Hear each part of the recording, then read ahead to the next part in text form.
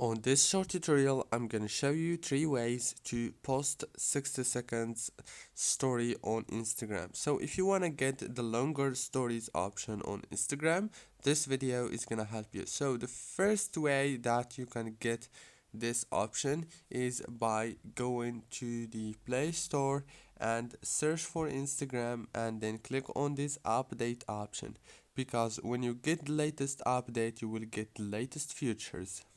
That's the first way. The second way is you have actually to go to the apps manager, open the apps, and then go to the apps like this. Wait a few seconds, it will start loading all the apps that you have on your phone.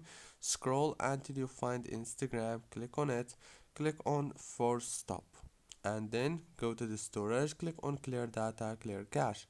That's the second way. The third way and the last one is you have just to uninstall your Instagram and then reinstall it again. That's it, guys. Very easy and simple. Don't forget to like, subscribe. Thank you for watching this tutorial.